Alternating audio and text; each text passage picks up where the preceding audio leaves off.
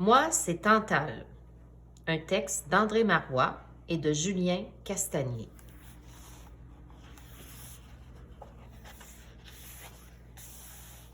Norbert, la Renaissance. Il m'a réveillé à coups de pic et de masse. Je le sentais s'approcher depuis quelques jours, sans trop savoir ce qui m'attendait. Mais j'avoue que le choc fut brutal. L'auteur de ces cognements était un garçon noir d'une dizaine d'années, torse nu, ruisselant de sueur. Il me tapait dessus avec une force étonnante pour son jeune âge. Au début, je le distinguais mal dans la pénombre. En plus, il m'éblouissait avec sa lampe frontale. On se trouvait dans une galerie souterraine où ils étaient nombreux à creuser avec lui. Le bruit assourdissant résonnait sous les voûtes. « On ne peut plus dormir tranquille, dis donc! » Il a sursauté. Je le comprends. Ce n'est pas tous les jours qu'une roche vous interpelle dans une mine. « Pourquoi me fracasses-tu de la sorte? »« Pour gagner de l'argent, qu'est-ce que tu crois? »« Et ça paie bien de m'arracher à mon filon? » Il a haussé les épaules. C'est ainsi que j'ai fait la connaissance de Norbert, un enfant congolais employé comme un adulte. Il m'a vaguement souri, puis a repris de plus belle en martelant la paroi. À l'époque, je découvrais le monde et sa folie. Je ne savais pas encore que s'épuiser 12 heures à casser de la roche quand on a 10 ans, ce n'est pas la chose la plus agréable sur Terre. Plus tard, j'ai appris que Norbert ne gagnait que quelques dollars par jour pour ses efforts. Ses conditions de travail étaient terribles, dangereuses, parfois mortelles. Je ne connaissais vraiment rien, même pas mon nom. Norbert m'a expliqué. « Tu t'appelles Tantale. Tu es un métal rare, très recherché. Tout le monde te veut, alors tu coûtes cher. » Il m'a jeté en morceaux dans un sac de toile qu'il a hissé sur ses maigres épaules et nous avons suivi un long couloir étroit avant de sortir à la lumière. Je n'avais pas vu le soleil depuis une éternité. Dehors, ça grouillait. Des soldats lourdement armés surveillaient les mineurs, jeunes et vieux. Ça criait, ça soufflait. La chaleur était épouvantable. Les pauvres gars devaient vraiment être misérables pour accepter de bosser comme des esclaves. Norbert a vidé son sac sur le sol, puis des hommes ont concassé les blocs pour en faire du sable. Ils m'ont ensuite passé dans l'eau plusieurs fois pour m'extraire de la roche. Petit à petit, ils ont recueilli les éléments qui les intéressaient. Puis, ils m'ont chauffé, secoué, tamisé. Ils étaient installés sur de grandes tables en bois et ne s'arrêtaient presque jamais, comme des machines humaines. Qu'en sommes-nous aujourd'hui? Norbert a rigolé. Ça m'a fait du bien de le voir de bonne humeur. Je me suis sentie moins coupable de le voir forcé à m'extraire de mon sous-sol. On est au début du 21e siècle. Sa réponse ne me disait rien, bien sûr. J'ai compris ensuite, grâce à Internet, que j'avais été formée il y a environ 2,6 milliards d'années. À côté de moi, les 10 années de Norbert ne pesaient pas lourd dans la balance. Ses petits muscles non plus. Et où sommes-nous? En Afrique centrale, dans la région de Kivu, en République démocratique du Congo. C'est mon pays, ajouta-t-il fièrement en français. Il a fallu des heures, des litres de sueur et des tonnes d'efforts pour dégager toutes mes inclusions et les réunir dans des sacs de toile, avec une étiquette portant mon nom. Maintenant, que va-t-il se passer? On va te vendre. À qui? Les femmes vont te transporter jusqu'au village où le négociant t'achètera, puis il te revendra en ville à un plus gros négociant. Après, tu prendras l'avion. Norbert parlait à voix basse, avec crainte. Moi, je n'avais aucun moyen de me défendre. On venait de m'extirper d'un grand trou et je partais déjà vers l'inconnu. On se reverra? Ça m'étonnerait. Adieu, Tantale. Adieu, Norbert. Il a attrapé son sac vide, son pic et son marteau, puis il a rejoint les autres mineurs dans le puits, en traînant les pieds. Il n'avait plus envie de plaisanter. Il savait trop bien ce qui l'attendait. C'était quoi ce destin terrible? Il était si jeune et n'avait aucun espoir d'améliorer son sort. Il devait juste travailler en se ruinant la santé. Qui osait imposer ça à Norbert? Moi, j'ignorais quel sort m'était réservé, mais j'étais quand même curieux de découvrir qui exploitait ainsi des gamins au lieu de les envoyer à l'école ou de les laisser jouer au ballon. Wang, la transformation. J'ai voyagé comme jamais vous ne le ferez. J'ai pris l'avion pour changer de continent. Après l'Afrique, l'Asie. Un métallurgiste m'a réduit en poudre au Japon. Il m'a ensuite revendu à un industriel chinois à Shenzhen, pour être précis. Là, j'ai été incorporé dans un minuscule condensateur. C'est un composant qui sert à emmagasiner des charges électriques. En fait, je me retrouvais à l'intérieur d'une goutte jaune, avec 2 tiges métalliques qui dépassaient. Je ressemblais à une bestiole sans corps qui aurait des fils de fer en guise de jambes. Pas plus gros qu'une tête d'allumette et pesant 2 grammes. Ridicule. Pourquoi moi? Ça aussi, je l'ai découvert plus tard dans une autre vie. Je vous expliquerai. Je suis repartie ensuite vers ma 2e étape chinoise, où j'ai rencontré Wang, un travailleur de 16 ans. En fait, la première fois qu'on s'est vu, il avait du mal à garder les yeux ouverts. Il dormait debout, derrière la chaîne de montage où ses collègues et lui assemblaient les pièces pour fabriquer des téléphones intelligents. Sa casquette lui cachait le haut du visage, mais ses mouvements saccadés le trahissaient. Il cognait des clous. Et il n'était pas le seul. 2 autres gars et une fille avaient carrément posé leur tête dans leurs bras sur la table devant eux. Il y en avait même un qui ronflait fort. « Hey, réveille-toi! » Wang a sursauté. J'ai compris ensuite qu'il avait eu peur d'avoir été surpris par un superviseur. « Relax, c'est moi, Tantal, qui te parle. » Il a froncé les sourcils, mais ça n'a pas semblé le stresser. Il a plongé sa main dans la boîte devant lui, remplie de condensateurs couleur serein, et dans l'usine, le boucan était infernal. Pour corser la situation, une voix leur a hurlé dessus par les haut-parleurs. « Quel est notre slogan? » Les travailleurs n'ont pas trop réagi, alors la voix est devenue menaçante. « Je ne vous entends pas. Quel est notre slogan? En 4 phrases. » Je sentais à son ton qu'ils avaient tout intérêt à lui répondre. De fait, ils ont tous gueulé en chœur. « Être discipliné! » Wang s'époumonnait comme ses voisins. « Respecter les standards de qualité! » Leurs cris trahissaient la peur. « Signaler tout ce qui est anormal! » Ils étaient clairement intimidés. « Comprendre avant de demander!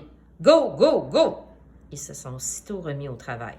La cadence s'accélérait. La tâche de Wang était de m'incorporer dans un circuit électrique. « Tu dois en faire combien par jour? » Il a haussé les épaules. « Des centaines, des milliers, je ne compte plus. Je fais tellement d'heures supplémentaires ici. Ça doit être bien payé, j'imagine. » Ma réflexion l'a amusé. Wang avait le même genre de rire que Norbert, nerveux et exténué. J'ai pas le choix, tu sais. Si j'accepte pas leurs conditions, je perds mon emploi. Mais certains jours, c'est plus dur que d'autres. Il a levé les yeux et a fixé un poste de travail vide de l'autre côté de la chaîne de montage. Qui est là d'habitude? Un ami. Il est malade? Non. Il s'est suicidé. Ce n'est pas le seul, remarque. La pression était trop forte et il a craqué. Trop d'heures, trop de stress. Moi aussi, j'ai pris peur en entendant cela. Au diable étais-je tombé? Comment tout cela allait-il finir? Ça se présentait très mal. Wang a attrapé machinalement mon condensateur et l'a soudé sur la plaquette. Ses gestes étaient précis, automatiques. Il tremblait un peu, comme un vieillard. On se reverra? Ça m'étonnerait. Adieu, Tantale. Adieu, Wang. Il a passé le circuit à son voisin de gauche pour qu'il le complète et je suis repartie vers de nouvelles aventures, si on peut appeler ça comme ça. Thomas, la belle vie. J'ai rencontré Thomas un soir de Noël. Il était vraiment ravi de son cadeau. Son premier téléphone intelligent. Vous auriez dû voir sa face réjouie. Il était aussi content que son petit frère qui avait eu une boîte de Lego pour construire une auto-chenille télécommandée. Au début, je suis restée discret. Je l'observais. Tout était si nouveau pour moi. J'ai vite compris qu'on se trouvait dans une grande ville riche. Le contraste avec mes précédentes étapes était saisissant. Thomas ne travaillait pas dans une mine ni une usine. Il allait à l'école. Ça ne semblait pas l'enthousiasmer, mais il suivait ses cours avec régularité. Sa famille appartenait à la classe moyenne. Ils avaient 2 voitures, vivaient dans un quartier cossu et ne manquaient de rien. J'étais tout le temps avec Thomas. Il ne me lâchait, pour ainsi dire, jamais. Il pianotait toute la journée sur son petit clavier. Je le comprenais, cet instrument était fabuleux. On pouvait tout faire avec, sauf du café. C'est là que j'ai découvert Internet. Quel émerveillement! J'ai cherché mes origines, retracé mon parcours, tenté de localiser Norbert et Wang. Pendant ce temps, Thomas prenait des selfies à chaque coin de rue. Un jour, pendant le trajet en autobus vers son école, j'ai enfin osé lui adresser la parole. « Tu te trouves beau? » Il a ri, nullement étonné que son téléphone lui parle.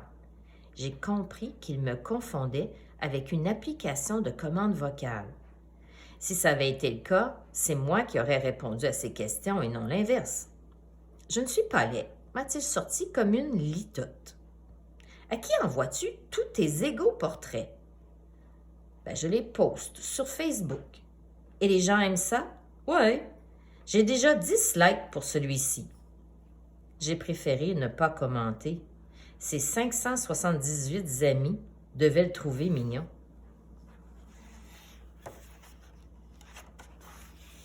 Après quelque temps, j'ai repris le dialogue.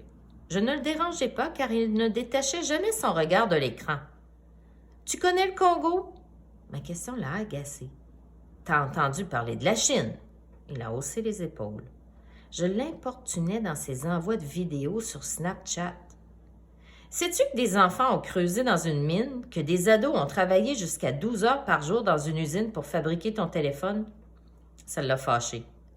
J'ai pas choisi l'endroit où je suis né. J'ai pas à me sentir coupable d'habiter dans un pays riche et d'être un blanc. Je ne suis pas responsable de ça. Pas plus qu'un Congolais n'a choisi de venir au monde en Afrique. Je suis pas idiot non plus. Je ne te juge pas, Thomas. J'essaie juste de discuter. C'est bien de savoir d'où viennent les choses qui nous entourent, les machines qu'on utilise. Il ne m'écoutait plus. Il avait téléchargé un nouveau jeu où l'on doit faire exploser des canards en leur tirant dessus avec une mitraillette. Ça l'a captivé pendant les 30 minutes suivantes. Je me suis réfugiée dans Wikipédia, une encyclopédie gratuite en ligne qui aborde quasiment tous les sujets. J'aurais pu y passer le restant de mon éternité. Savez-vous pourquoi je m'appelle Tantale? Je cite. Ce nom lui a été donné en 1802 par le chimiste suédois Anders Gustaf Eckenberg, par allusion au caractère insoluble de ce métal dans les acides. L'allusion remontait à la mythologie grecque. Un dénommé Tantale avait été condamné à un supplice par les dieux. Il ne pouvait jamais atteindre l'eau ni les fruits qui étaient pourtant à sa portée. C'est ce qu'on appelle le supplice de Tantale. Et moi, métal rare, qui ne peut se dissoudre dans l'acide, je suis condamnée à rester moi-même. De clic en clic, j'ai passé des semaines à m'instruire, à découvrir, à naviguer sur le fleuve Internet, loin des supplices. Je cédais à toutes les tentations. J'en oubliais Thomas, qui consacrait la majorité de son temps à snapchatter, gazouiller, liker et commenter. Nous vivions en parallèle, chacun dans son univers, et pourtant si proches. Jusqu'au jour où j'ai noté un changement dans ses sujets de recherche. Il naviguait maintenant sur des sites environnementaux. Il a repris contact avec moi. C'était comment en RDC? Je lui ai parlé de Norbert et raconté ce que j'avais vu dans la mine. Thomas buvait mes mots. Il semblait en colère. Et dans l'usine chinoise? J'étais heureux de sa soudaine curiosité. J'ai décrit le travail de Wang, les contraintes, la pression. Pourquoi t'intéresses-tu maintenant à ces sujets? J'ai rencontré une fille qui m'a éclairé sur la question. Elle s'appelle Camille. Il rougissait. L'amour lui avait ouvert les yeux. À partir de ce jour, on n'a plus parlé que d'espèces menacées, de biodiversité, de faillite du système, d'alerte climatique. Thomas passait autant de temps qu'avant sur son téléphone, mais il signait des pétitions sur pétitions, écrivait à son député pour dénoncer l'exploitation minière, participait à des actions contre les gaz de schiste et les oléoducs. Avec Camille, nous allions à des manifestations pour défendre la place du vélo en ville ou pour nous opposer aux coupes à blanc dans la forêt amazonienne. Thomas photographiait tout et diffusait dans ses réseaux militants. Un mouvement fort se propageait, solidaire et responsable. Son téléphone prenait des coups, mais il tenait bon. J'étais sûre qu'il n'en changerait jamais. L'obsolescence programmée ne passera pas par moi, bomba-t-il en grosses lettres sur la vitrine d'une boutique qui annonçait le lancement imminent d'un nouveau modèle de smartphone. J'étais fière de mon Thomas. Nous avions l'éternité devant nous. Tant que nous avions une connexion, rien ne pouvait nous arriver. Le dieu Wi-Fi veillait sur nous, même dans le métro. Et puis, un terrible malheur nous a frappés. Nous étions dans un restaurant vietnamien. Nous revenions d'une manif dénonçant les conditions de vie horribles dans les usines à poulets. Toutes ces pauvres volailles collées les unes contre les autres. Atroce. Thomas et Camille étaient affamés après avoir hurlé des slogans anti-viande. Quand la serveuse a déposé les 2 gros bols de soupe repas végé, Thomas a voulu les photographier. Camille l'a embrassé au même moment et il a lâché l'appareil dans le bouillon chaud. J'ai tout de suite senti que je ne ressortirais pas de là vivant. Thomas a vite rattrapé son téléphone, l'a secoué pour l'égoutter, l'a démonté pour le sécher. Il a tout tenté, en vain. Je ne servais plus à rien. J'avais parcouru des dizaines de milliers de kilomètres, on m'avait tapé dessus, transformé, chauffé, intégré dans un bidule jaune, soudé dans un circuit, incorporé dans un appareil ultramoderne, pour finir ainsi? Non, Thomas m'a rassuré. Au moins tu seras recyclé. Il m'a déposé dans un bac réservé aux déchets électroniques. J'allais repartir à zéro. Adieu Thomas. Adieu mon Tantal. La lutte continue. Camille était présente. Leur bout de métal préféré les a quittés, le cœur gros. Liane, la chute. J'ai encore voyagé, d'abord en camion, puis j'ai pris le train et le bateau. J'ai retraversé l'océan Pacifique dans un porte-conteneurs pour retourner en Chine. C'était peut-être ma destinée, boucler la boucle, accomplir un cycle. On m'a ensuite trimballé avec des milliers d'autres appareils soi-disant désuets, alors que la plupart fonctionnaient encore, jusqu'à un village dans la région de Guangdong. On nous a déchargés en vrac et les femmes sont venues nous prendre dans de gros sacs. Ma nouvelle amie s'appelait Liane. J'ai tout de suite compris qu'elle était une experte. Elle a démantibulé devant moi un clavier de PC en moins d'1 minute. Elle connaissait chaque composant électronique comportant une matière recyclable et les triait à une vitesse impressionnante. Tu récupères tout? Presque. Certaines parties ne sont pas rachetées. Moi, est-ce que j'ai une chance de me réincarner dans un autre condensateur? Désolée, mais on ne recycle pas le Tantal. Mais je vaux très cher. Je suis plus recherchée que l'or. Peut-être, mais c'est ainsi et j'y peux rien. Avant ma déchéance, j'avais en effet lu un reportage sur mon cas. Le Tantal n'est quasiment pas réutilisé car la quantité contenue dans chaque condensateur est trop infime. Ce n'est pas assez rentable. Et tant qu'il restera du métal à exploiter dans les mines par de jeunes Norbert sous-payés, ça continuera de même. Pourtant, les gisements diminuent à grande vitesse. Les experts estiment que mes réserves mondiales seront épuisées en 2038. J'avais espéré un miracle, un sursaut écologique, mais non, on n'en était pas encore là. Liane ne s'arrêtait pas de couper les puces avec son couteau, puis en remplissait les différents sacs qui l'entouraient. Je voyais que le tour du téléphone de Thomas approchait. Mais si je n'étais pas recyclée, qu'allais-je devenir? Liane, vous faites quoi avec ces déchets inutiles? Elle m'indiqua un champ en bordure du village, couvert d'une montagne de rebuts d'ordinateurs et de boîtiers en plastique. La pluie tombait. Des métaux lourds s'écoulaient dans le sol, jusque dans la nappe phréatique. Les cultures étaient empoisonnées, les animaux et les humains aussi, mais des familles entières continuaient de vivre là. Adieu, Liane. Adieu, Tantale. J'ai atterri sur une masse informe de câbles électriques qu'on avait brûlés pour en récupérer le cuivre. Je finirais ainsi. J'ai pensé à Norbert, Boigne, Thomas, Camille et Liane. Leur existence, misérable ou non, se poursuivait. La mienne venait de s'arrêter net. Si j'avais été un être de chair, j'aurais sans doute pleuré, mais je n'étais qu'un métal rare. Tout ça pour ça.